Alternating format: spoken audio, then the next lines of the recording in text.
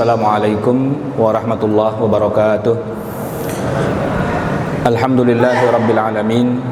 Wassalatu wassalamu ala nabiyyina Muhammadin khatamil anbiya'i wal mursalin wa ala alihi wa sahbihi ajma'in, amma ba'du.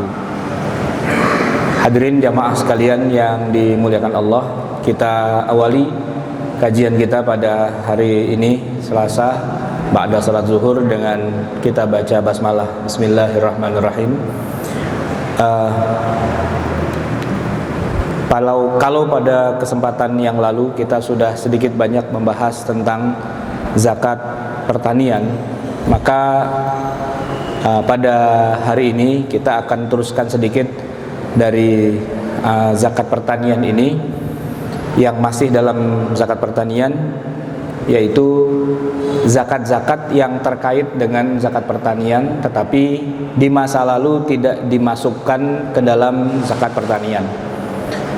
Sudah kita bahas pada pertemuan sebelumnya beberapa madhab, dari madhab Hanafi, Maliki, Syafi'i, dan Hambali. Satu-satunya madhab yang membebaskan syarat dari zakat pertanian itu adalah mazhab Hambali, mazhab Hanafi. Artinya kalau mazhab-mazhab yang lain mensyaratkan jenis tanaman tertentu yang diwajibkan zakat dan kemudian berapa persen dan sebagainya, juga ada nisabnya, maka satu-satunya mazhab yang tidak mensyaratkan jenis tanaman dan juga nisab itu adalah mazhab Hanafi. Nah, untuk zakat pertanian di masa modern ini, kalau kita ingin menggunakan mazhab yang jumhur selain mazhab Hanafi, maka boleh jadi memang tidak ada peluang atau kecil sekali peluangnya untuk menggunakan zakat pertanian sebagai salah satu pemasukan buat lembaga-lembaga amil zakat. Karena sebagian besar pertanian yang berkembang di negara kita itu adalah pertanian-pertanian atau tumbuh-tumbuhan yang di luar dari kriteria zakat. Katakanlah misalnya CPO atau kelapa sawit. Kalau kita kaitkan dengan syarat dari tanaman yang wajib dizakati, maka kelapa sawit itu tidak termasuk kalau menurut jumhur ulama di masa lalu, Syafi'i, Maliki, Hambali. Kenapa? Karena tidak termasuk tanaman yang menjadi makanan pokok. Kita kan makanan pokoknya bukan kelapa sawit kan? Nggak ada orang Indonesia makan kelapa sawit, itu nggak ada. Yang ada, kelapa sawit itu kemudian diproses, CPO-nya dijual, menghasilkan. Nah, kalau bicara kelapa sawit dengan fikih klasik jumhur ulama, maka tidak ada kewajiban zakatnya. Satu-satunya peluang untuk bisa menjadikan perkebunan kelapa sawit itu menjadi zakat yang wajib dikeluarkan adalah menggunakan mazhab Hanafi. Karena dalam mazhab Hanafi tidak dibutuhkan syarat apapun. Siapa saja orang yang bercocok tanam, apapun jenis tanamannya, pokoknya kalau menghasilkan pemasukan maka dia kena zakat. Bahkan yang kedua, yang lebih menarik, tidak ada batas minimal.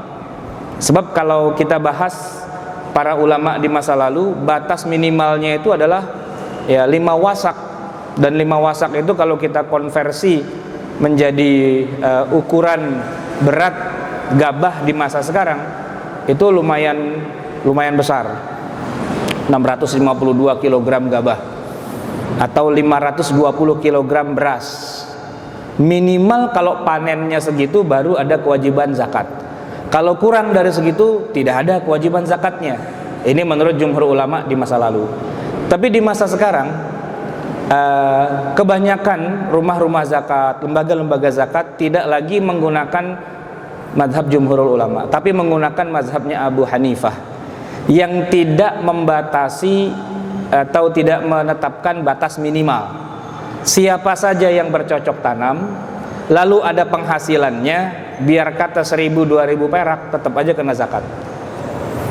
Nah, ini cikal bakal dari nanti ada zakat-zakat yang cukup banyak di masa modern yang dikembangkan oleh para ulama modern. Nah, itu celahnya adalah dari zakat pertanian. Apa contohnya? Pertama, zakat profesi. Zakat profesi, ikhwati fillah rahimakumullah, kan tidak ada dulu di masa Nabi, juga tidak ada di masa Khulafaur Rasyidin. Bahkan sampai 1400 tahun sesudah Nabi wafat pun kita tidak menemukan adanya zakat profesi. Tetapi di zaman sekarang, zakat profesi itu muncul, salah satunya dengan cara mengkias kepada zakat pertanian versi mazhab Hanafi. Kalau zakat pertanian versi mazhab Syafi'i gitu ya enggak juga, atau versi mazhab Maliki atau Hambali tidak. Tapi kalau versi Hanafi ya, gitu. Di mana letak kiasnya? Kiasnya ada pada begini. Orang bekerja cari uang, entah itu di pabrik, entah itu di kantor, ataupun amal al-hurrah atau mihanil hurrah, itu profesi yang sifatnya bebas, tidak terikat jadi pegawai. Katakanlah ada bisnis, ada job, ada side job dan sebagainya. Artis misalnya itu kan dapat kontrak, atau pemain bola ya, dan sebagainya. Nah itu kan semua mereka cari uang. Itu dikiaskan dengan petani yang datang ke sawah macul dari pagi sampai sore. Nah, begitu petani ini menerima panen, maka kan ada kewajiban untuk mengeluarkan zakat 5% atau 10%. Nah, dikiaskanlah orang bekerja itu dengan pertanian, seperti petani lagi macul katanya. Nah, oleh karena itu begitu dapat honor, gaji, ataupun dapat ya fee dan sebagainya, nah tidak peduli jenis pekerjaannya.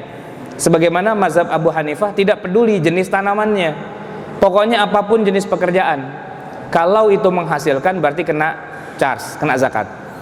Dan sebagaimana Abu Hanifah tidak mewajibkan batas minimal nisab, maka para ulama di masa sekarang yang mencetuskan adanya zakat profesi pun tidak memberikan batas minimal juga. Sehingga wajarlah kemudian misalnya Kiai Haji Didin Hafiduddin misalnya sebagai ikon zakat di Indonesia, dalam disertasi doktor beliau menuliskan bahwa apapun pekerjaan, apapun penghasilan yang didapat oleh seseorang, asalkan halal ya, itu kena zakat gitu. Tidak ada batas minimal, tidak ada batas maksimalnya. Itulah zakat profesi yang dikiaskan dari zakat pertanian. Tentu pendapat ini adalah pendapat yang juga mendapatkan reaksi juga dari ulama kontemporer di zaman sekarang. Contohnya misalnya Dr. Wahbah Az-Zuhaili, salah satu ikon juga di antara para ulama kontemporer di Syria. Nah, beliau termasuk salah satu di antara ulama yang agak kurang sependapat dengan pengkiasan antara zakat profesi dengan zakat pertanian. Kenapa? Karena ada banyak hal-hal yang tidak cocok lah, tidak sesuai. Pertanian itu kan bumi, macul, menanam dan ada panen. Sementara orang kerja itu kan jauh sekali perbandingannya dengan orang yang bercocok tanam itu. Walhasil beliau mengatakan tidak ada zakat profesi. Nah, zakat profesi itu kalaupun harus dikeluarkan tentu namanya bukan zakat, tapi mungkin sedekah atau infak gitu. Sedekah atau infak, tidak masuk zakat. Kenapa? Karena tidak ada dalil yang secara sharih yang tegas menyebutkan hal itu, bahwa kita dianjurkan atau sangat didorong-dorong untuk berinfak, bersedekah. Nah itu lain urusan, tapi tidak masuk ke dalam zakat. Nah pendapat Dr. Wahbah Az-Zuhaili ini kalau di Indonesia padanannya adalah Majelis Bahsul Masail Nahdlatul Ulama, dan juga padanannya adalah Majelis Hizbah, Dewan Hizbah Persatuan Islam Persis. Dalam hal zakat profesi, dua lembaga yang masing-masing mewakili dari beberapa kelompok umat Islam dalam hal ini agak sepakat, yaitu tidak menyetujui adanya zakat profesi kalau dikaitkan dengan zakat pertanian, walaupun zakat pertaniannya versi mazhab Hanafi. Jadi kalau di dalam NU lembaganya itu namanya Bahsul Masail, tidak ada kewajiban orang yang bekerja itu untuk berzakat. Tapi kalau mau bersedekah dan seterusnya di luar zakat ya, nah itu silahkan saja. Begitu juga Dewan Hizbah Persis, mereka tidak merekomendir adanya zakat profesi, tapi adanya infak yang besarannya, ketentuannya, aturan mainnya ditetapkan oleh pimpinan organisasi mereka. Jadi anggota-anggota Persis itu nanti wajib ada bayar infak, tapi sifatnya itu kewajiban organisatoris saja. Nah, yang agak berbeda adalah Majelis Tarjih Muhammadiyah. Nah, dalam putusan-putusan fatwanya mereka mewajibkan karyawan, buruh, pekerja dan yang lain-lainnya untuk mengeluarkan zakat profesi. Hanya saja zakat profesi yang dikembangkan itu hitung-hitungannya agak sedikit berbeda. Tidak dikiaskan pada zakat pertanian, tapi dikiaskan pada zakat yang lain, seperti misalnya zakat kepemilikan emas atau gabungan di antara keduanya. Jadi kalau tadinya para ulama kontemporer seperti Dr. Yusuf Qaradawi di Mesir ya, Dr. Abu Hamzah, Syekh Abu Zahroh dan sebagainya, itu mengkiaskannya pada zakat pertanian. Maka kalau di Indonesia seperti katakanlah Basnas dan yang lain-lainnya tidak lagi menggunakan kias pada zakat pertanian, tapi menggunakan kias pada zakat kepemilikan emas, zakat profesinya itu. Bagaimana? Begini, seorang karyawan dianggap punya emas, walaupun nggak punya, tapi dianggap punya emas berdasarkan hitung-hitungan gaji yang bakalan dia terima. Jadi misalnya Pandu nih, gaji sebulan berapa ente? Rahasia ya? 3,5, kurang lebih 3, tanggal 3 udah koma gitu ya. Nah, gaji sebulan misalnya 3,5. Kalau 12 bulan atau setahun tuh berapa jatuhnya? Ya ketahuan lah, kalau 10 bulan aja udah 35 juta kan, plus 2 bulan lagi 7 juta, jadi 37 juta sebulan gitu ya, setahun kurang lebih. Nah, itu dikaitkan dengan kepemilikan emas. Pandu tuh nggak punya emas, cuma dianggap dia bakalan akan punya emas gitu, dengan cara dijumlah-jumlahin gajinya. Tentu gajinya dalam hal ini gaji kotor, bukan gaji bersih. Sebab kalau gaji bersih emang bersih, maksudnya habis lah gitu, ya kan? Gaji kotornya doang gitu. Gaji kotornya dijumlahin selama setahun. Nah, dikaitkan dengan nisabnya emas. Berapa itu nisabnya emas? Kan 85 gram. Nah, 1 gramnya berapa sekarang? 500.000. Berarti kalau 500.000 dikali 85 itu berapa? 42.500.000. Nah, tadi berapa tuh jumlah gaji setahun itu? 37. Belum ketemu kan angkanya? Nah, belum ketemu. Berarti pada tahun pertama dia belum wajib bayar zakat. Kenapa? Karena kalaupun dikumpul gajinya selama 1 tahun belum ketemu tuh angka nisabnya. Tapi diterusin lagi tahun kedua, bulan pertama, bulan kedua, bulan ketiga, terus nanti pada bulan keberapa itu akan ketemu angkanya jadi 42.500.000. Berarti tembuslah angka nisabnya itu, gitu kan? Nah, sejak itulah dia mulai harus dihitung kena zakat, gitu. Nah, berapa zakatnya? Ya ntar dihitung pada tahun berikutnya lagi, ketika dihitung sejak mulai tembus pertama kali. Katakanlah misalnya setelah gimana tuh? 42,5 juta bagi 3.500.000 itu berapa? Ente kan pegang kalkulator tuh. 42.500.000 bagi 3.500.000. Kan saya menganggap ente gajinya sebulan 3.500.000 misalnya gitu. 42,5 dibagi 3,5. Itu handphone mereknya apaan? Bukan 12 pastinya, lebih.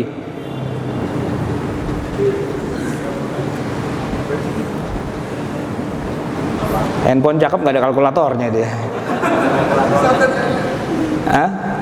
42,5 bagi 3,5. Cuma mau tahu dapat berapa bulan aja gitu. Pada bulan keberapa dia mulai dihitung kena nisab? Nah, 12. Oke. Jadi setelah ente kerja 14 bulan, itu dari awal belum kena zakat profesi gitu. Begitu udah masuk bilangan bulan ke-14, ente dianggap udah punya duit sebanyak 42.500.000 yang harga itu bisa buat beli 85 gram emas. Dari situlah mulai ente dianggap wajib bayar zakat, tapi belum. Itu baru dihitung bulan ke-14 itu adalah bulan pertama kali tembus angka nisab. Bayarnya nanti tambah 12 bulan lagi. Jadi bulan ke-14 tambah 12 berapa? 26 ya.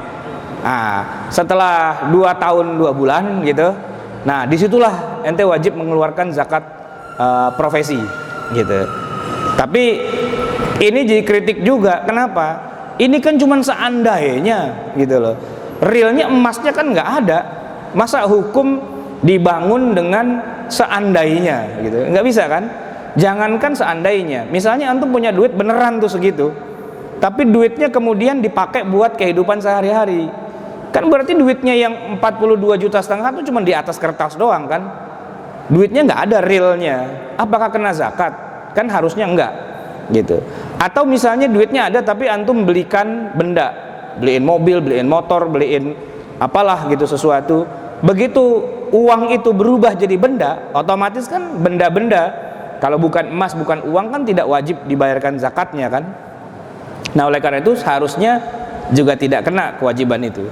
Nah cuma ya begitulah, ijtihad dilakukan sedemikian rupa seolah-olah seseorang punya emas gara-gara dia dihitung akumulasi gajinya selama setahun ke depan.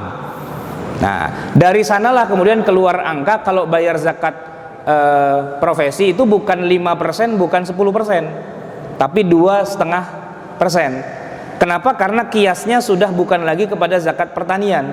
Kalau zakat pertanian kan kiasnya kemana? Ya pertanian itu kan 2,5, bukan 2,5%, 5% atau 10% kalau orang bercocok tanam. Kenapa orang zakat profesi itu kemudian kewajiban mengeluarkan zakatnya hanya yang 2,5% itu? Karena ternyata kiasnya sudah tidak lagi kepada zakat pertanian, tapi kiasnya kepada zakat kepemilikan emas gitu. Nah, kepemilikan emas itu memang 2,5%. Dari sanalah kemudian dicari jalurnya. Nah ini yang kita bicarakan, ini kita membaca fikiran orang-orang yang memang mengeluarkan pendapat atau fatwa tentang bagaimana ketentuan zakat profesi. Nah balik lagi kepada zakat pertaniannya, yang kalau kita kembali kepada pendapat jumhur ulama, hanya padi, jagung, tepung terigu, kurma, kismis, ya, makanan-makanan pokok yang sifatnya bisa disimpan dalam waktu lama, muddakhar, bisa disimpan, bisa ditimbun untuk waktu yang lama, atau menurut mazhab Syafi'i adalah qut baladihi, yang merupakan makanan pokok. Jadi kalau kita bercocok tanam, jenis tanamannya adalah tanaman yang sifatnya makanan pokok, bisa disimpan dalam waktu lama. Nah barulah tanaman itu kalau kita tanami ada zakatnya. Di luar dari itu, walaupun pertanian itu sangat maju, besar dan sebagainya, tidak ada kewajiban zakatnya. Padahal kalau sekarang kita hitung-hitung, orang nanam padi itu jarang-jarang yang untung. Kalau zaman dulu, zaman Soeharto itu, ya kita masih bilang baguslah. Panen raya itu memang bikin petani jadi kaya raya. Maka istilahnya ada pesta panen raya. Kalau sekarang petani panen itu berlinang air mata. Kenapa? Karena modal dengan pemasukan kagak nyampe gitu. Gedean modalnya daripada pemasukannya. Belum ulah tengkulak harga dijatuhin, belum ulah tikus, baik tikus berbulu hitam atau tikus berbulu coklat gitu kan. Wah itu banyak bermain. Artinya petani nangis lah gitu kalau mereka menanam tanaman seperti padi dan sejenisnya. Maka banyak pula petani kemudian sekarang berpindah, ada yang nanam rumput ya kan. Walaupun rumput tapi hasilnya gede, rumput gajah gitu kan. Nah itu bisa jadi pemasukan. Ada juga yang bertanam hortikultura, ada juga yang menanam sayur-sayuran di daerah Pengalengan, Bandung, di mana itu. Nah itu sayur-sayuran subur, bahkan juga dengan teknik yang sekarang modern, yaitu yang sudah nggak pakai pestisida, sudah nggak pakai pupuk urea, organik gitu. Yang ternyata harganya bisa berkali-kali lipat dari harga sayur-sayuran yang biasanya. Dan masih banyak lagi jenis-jenis tanaman yang sebenarnya luar biasa pemasukannya, tapi kalau kita masukkan dalam konteks fikih klasik jumhur ulama, semuanya itu tidak ada kewajiban zakatnya. Nah, karena tidak ada kewajiban zakatnya, ya sudah, berarti orang yang tidak bayar zakat gara-gara dia bertani tapi pertaniannya tidak memenuhi syarat, maka dia tidak wajib juga bayar zakat. Istilahnya tidak ada dosa dalam hal ini kalau kita menggunakan jumhur ulama. Tapi kalau mendapat pakai mazhab Hanafi, ya itu harus dikeluarkan, dan pengeluarannya diambil dari keuntungannya. Berapa keuntungannya? Sebab tidak lagi diukur dengan panennya, tapi diambil dari 2,5% keuntungannya. Begitu ada keuntungan, antara modal dikurangi dengan pengeluaran-pengeluaran yang ada, omset, ya, kemudian dihitung dapatlah keuntungan, maka keluarkanlah 2,5% dari semua itu, sebagaimana yang dituturkan oleh Dr. Yusuf Al-Qardawi dalam kitabnya Fiqhuz Zakah gitu. Baik, mungkin ada yang ingin bertanya, silakan.